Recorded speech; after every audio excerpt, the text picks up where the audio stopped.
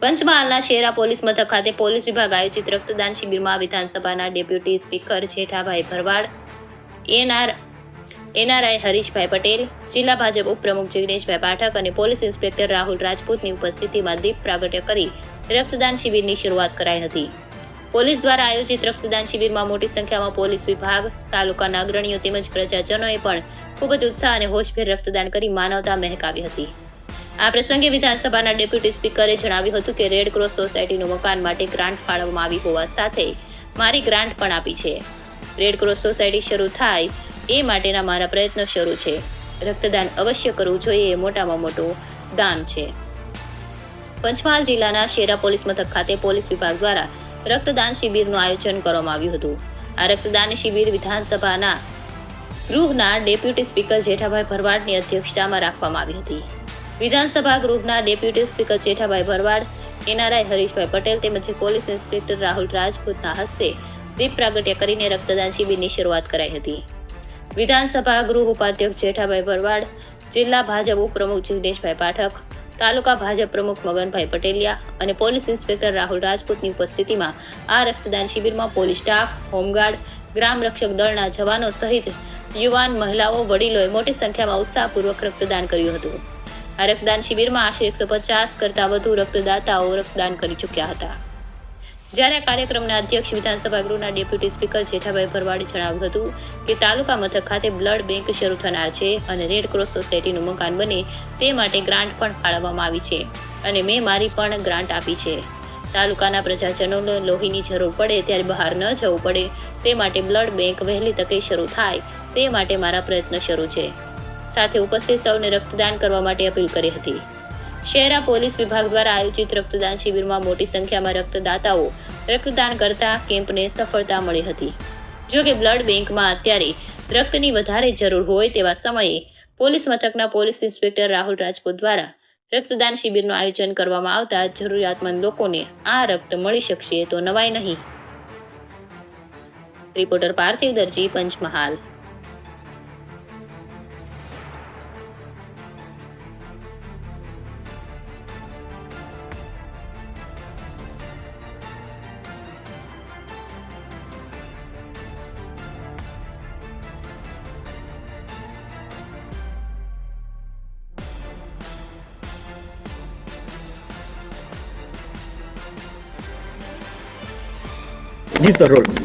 શહેરા તાલુકાની અંદર red cross સોસાયટીનું મકાન બનાવવા માટે જમીનની માગણી કરી છે અને સોસાયટી રજીસ્ટ્રેશન પણ કરી દીધી છે. ટૂંક સમયમાં જમીનની માગણી કરી છે તો સીએમ સાહેબ સાથે ફાઇલ છે એ ટૂંક સમયમાં ફાઇલ મંજૂર થઈને આવશે એટલે આપણે રેડ ક્રોસ સોસાયટીનું મકાન શહેરા તાલુકાની અંદર આપણે ચાલુ કરીશું.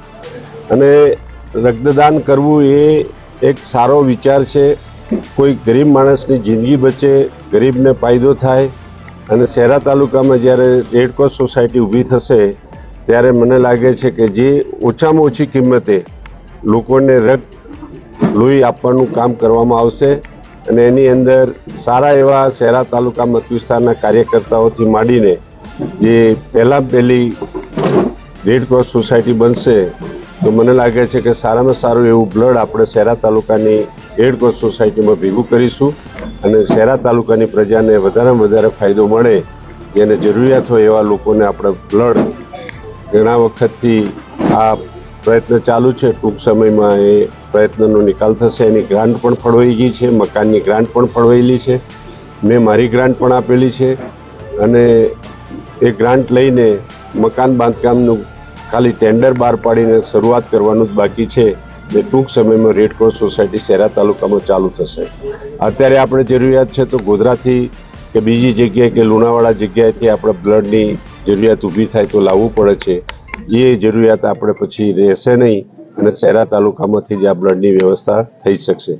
આજે જે કાર્યકર્તાઓ આવ્યા છે એ કાર્યકર્તાઓને તમામને મારી વિનંતી છે કે બ્લડ એ મહાદાન છે અને એ દાન કરવા માટે આપ સૌ તત્પર રહી અને વારંવાર ઘણા બધા કાર્યકર્તા એવા છે કે જે બ્લડ આપે છે અને ડોનેશન કરે છે અને જેનાથી ઘણા માણસોની જિંદગી બચે છે.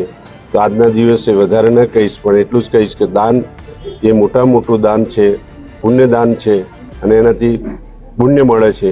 માટે કોઈકની જિંદગી બચતી હોય તો આપણું બ્લડ આપવામાં કોઈ વાંધો નથી. અને બ્લડ આપનારા ઘણા બધા ગભરાતા હોય છે, તો મારી વિનંતી છે કે ગભરાવાની જરૂર નથી.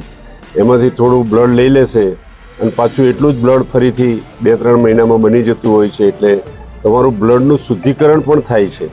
બ્લડ આપવાથી બ્લડનું શુદ્ધિકરણ થાય છે કે જે અંદર આપણને કોઈ નુકસાન થતું હોય તો નુકસાન પણ ન થાય અને એનું ચેકિંગ થઈને તમારું બ્લડ સારી રીતે બધાને આપી શકાય.